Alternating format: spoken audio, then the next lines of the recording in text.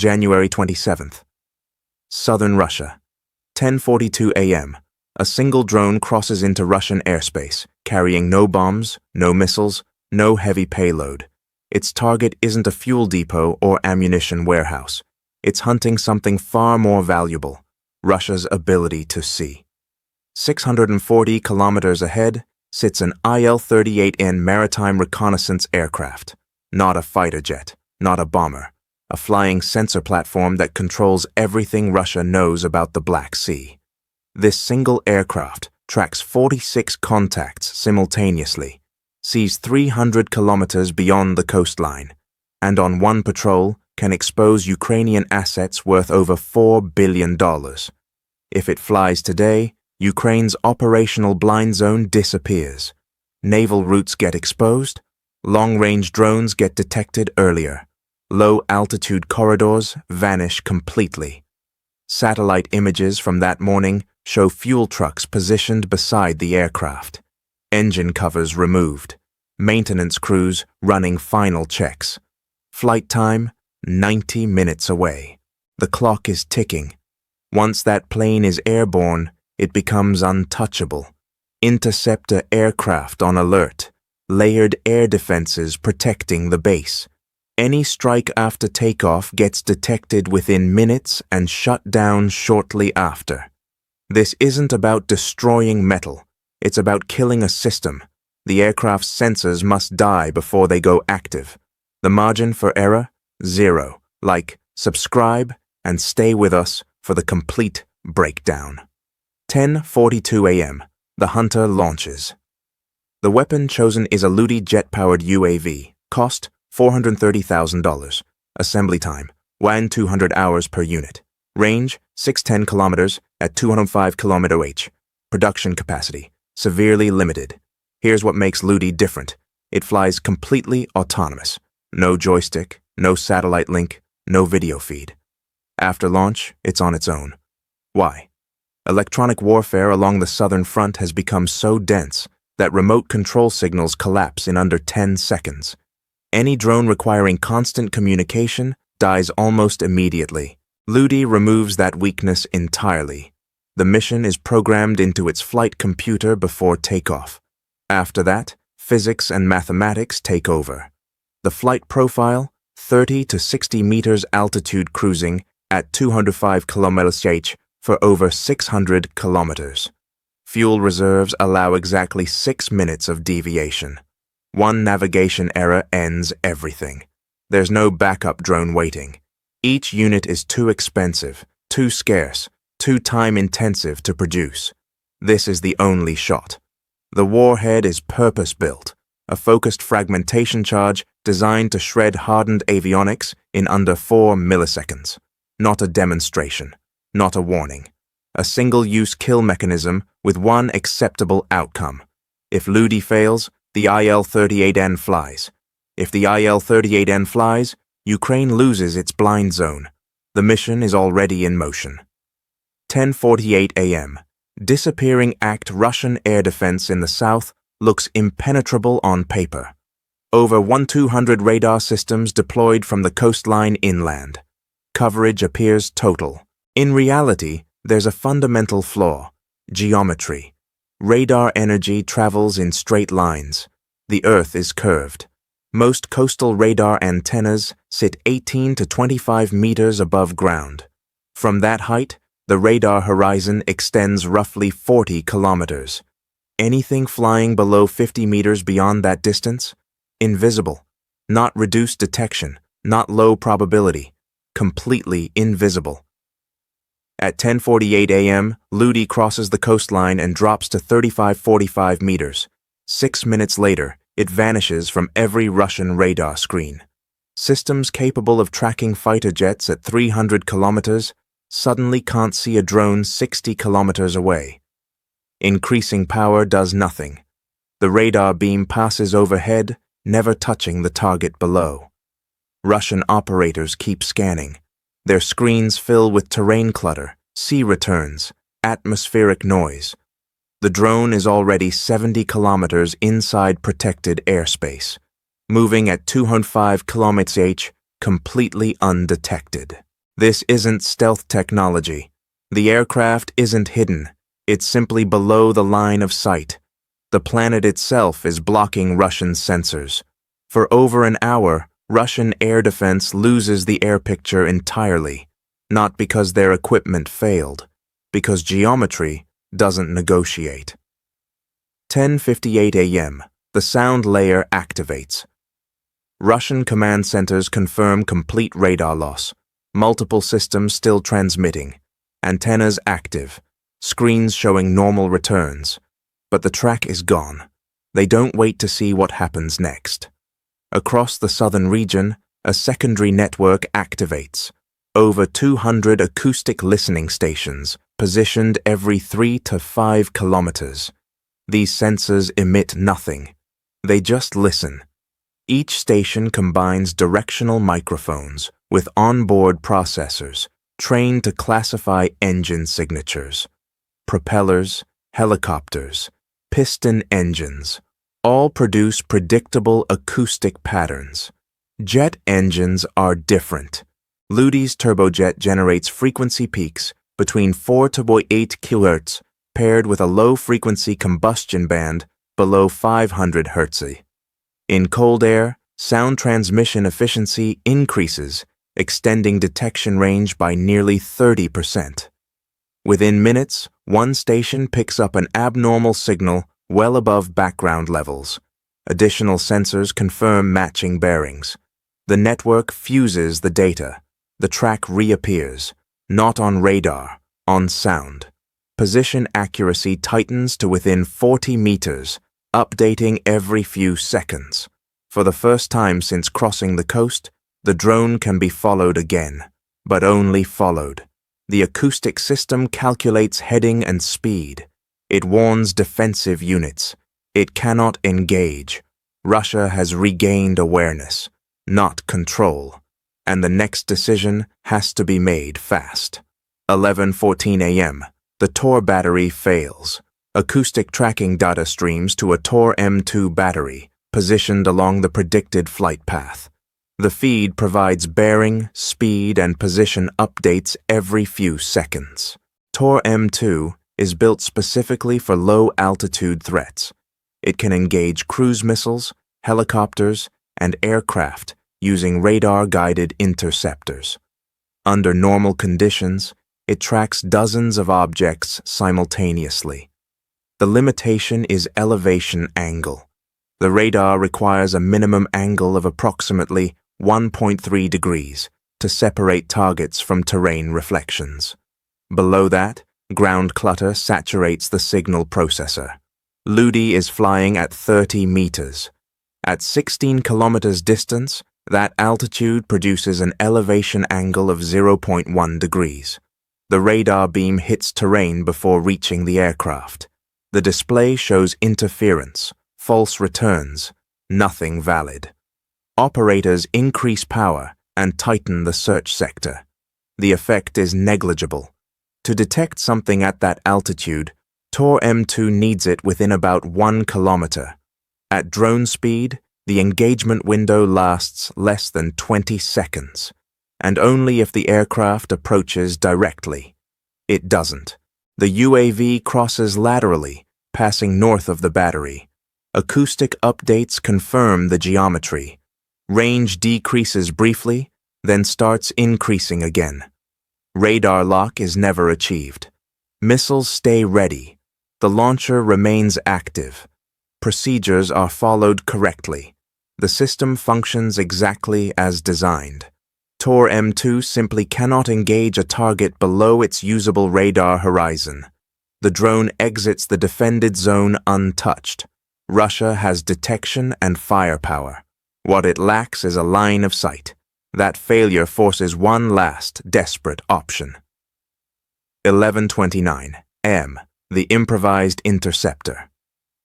With the drone already beyond the defended zone and options collapsing, Russian command launches an improvised interceptor, a Jaran strike drone fitted with a Verba man-portable air defense missile. This configuration isn't standard. Jaran was designed as a one-way attack drone, not an air defense platform. Mounting a surface-to-air missile requires external brackets, servo-driven triggers, and exposed wiring routed along the fuselage. The modification adds 14 kilograms. That increase cuts endurance by over 60%. Maximum loiter time drops below 80 minutes. There will be no reload. The Verba missile itself is lethal under correct conditions. Its seeker combines infrared, ultraviolet, and near-infrared channels, discriminating against flares and background clutter. Against aircraft, kill probability exceeds 0.8. The challenge is interception. Garan cruises at approximately 175 km/h.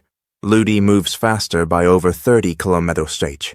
Direct pursuit is impossible. Command relies on acoustic tracking to predict a crossing point rather than chase. Timing becomes critical. Fuel reserves allow less than 15 minutes of maneuvering.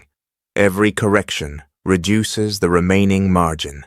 This is no longer layered air defense. It's one drone carrying one missile, launched against a faster target, already deep inside contested airspace.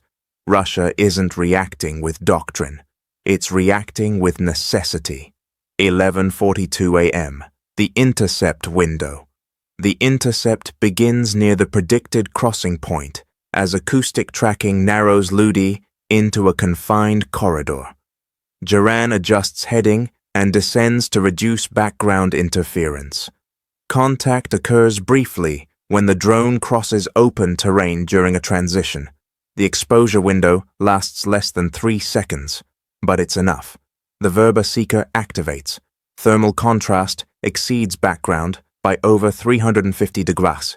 Infrared and ultraviolet channels confirm correlation. Target classified as valid. Launch authorization transmits. The missile separates cleanly, accelerating beyond 20 Gs. Closure rate exceeds 800 meters per second. Estimated time to intercept, 11 seconds. From that moment, control ends. The missile follows proportional navigation, computing interception geometry internally. No operator input can alter its path. Garan cannot guide it. Ludi cannot evade it. The UAV carries no countermeasures, no flares, no jamming, no warning system. Its flight computer executes the next waypoint automatically, commanding a steep descent to preserve terrain masking. Unaware a missile is approaching from above. The Verba follows, guidance commanding a dive as altitude collapses rapidly. The missile crosses below 30 meters, entering a zone saturated with magnetic interference from soil, buried metal, infrastructure debris. Fuse logic begins evaluating proximity cues under degraded conditions. At 9 seconds, the system hesitates. At 11 seconds, detonation occurs. The blast fails to intersect the target. Fragmentation strikes terrain instead. Ludi passes through the shockwave without structural damage. The missile is gone. Fuel remains. The drone continues forward. The intercept window closes, not by command, but by physics. 12:07 p.m. The machine decides. The failed intercept doesn't alter the mission. Ludi continues forward under autonomous control, entering the final phase. Human input is no longer possible. Target selection has passed entirely to onboard systems. The UAV approaches an airfield containing multiple aircraft, with nearly identical layouts from low altitude and shallow angle. Visual similarity makes manual identification impossible. This moment was anticipated. The flight computer activates its trained recognition model, built using over 4,900 labeled reference images compiled from satellite data, reconnaissance footage, and verified aviation archives. The algorithm doesn't search for aircraft by name. It searches for structure. Video frames process at 29 images per second. Edge patterns, shadow geometry, surface interruptions, proportional spacing, all extracted continuously.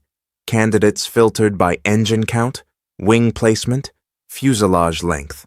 One feature remains decisive: the E-lint pod mounted above the forward fuselage. The rectangular module alters airflow, shadow shape, silhouette profile. The standard IL-38 lacks this structure. The system compares observed geometry against trained parameters in real time. As alignment improves, uncertainty collapses. Competing aircraft are discarded automatically. No confirmation request sent. No human review occurs. Once identification confidence crosses the programmed threshold, the navigation system accepts the result and generates a dedicated attack corridor. All other aircraft on the apron are excluded from the strike envelope. This is no longer surveillance, it's selection. The decision isn't emotional, it's mathematical. The target has been isolated. From this moment forward, nothing on the ground can redirect the drone. 12:15 p.m. Precision. Kill the attack. Profile changes. Ludi doesn't aim for the fuselage or engines. Its guidance system selects a narrow impact corridor above the forward section of the aircraft. This is intentional. Destroying the airframe is unnecessary. Eliminating the mission system is the objective.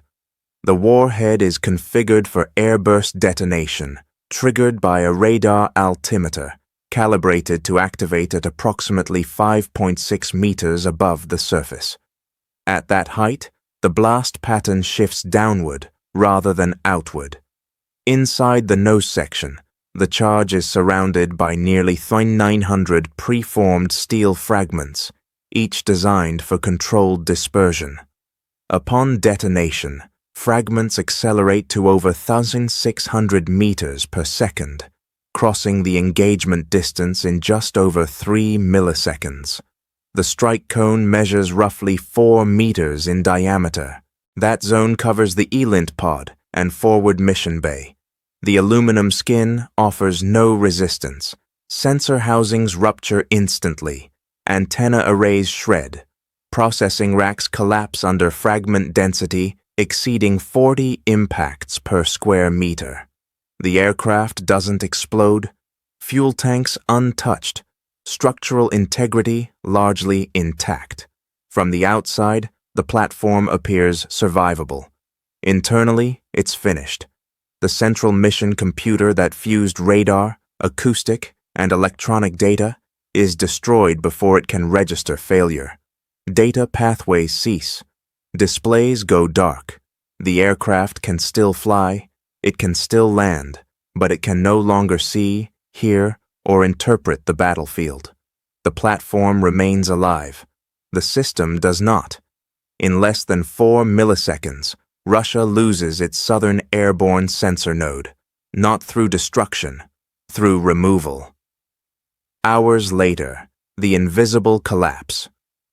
The impact isn't immediate on the runway. It appears first on operational maps.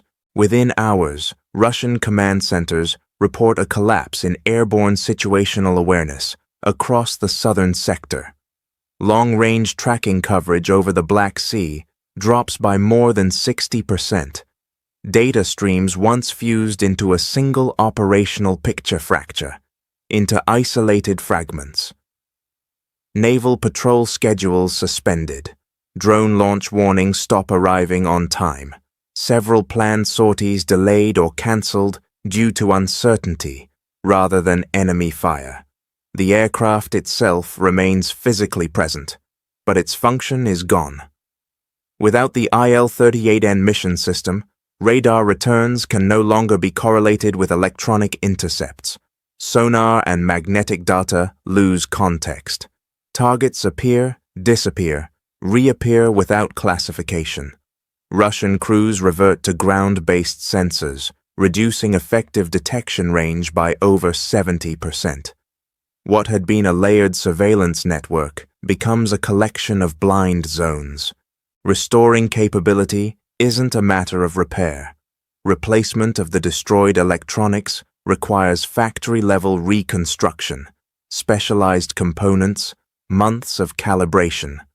Estimates place recovery time between 6 and 9 months, assuming uninterrupted supply. During that window, the southern battlespace remains partially opaque. The aircraft survived. The system did not. And in modern war, losing vision is often more dangerous than losing firepower. The new mathematics of war.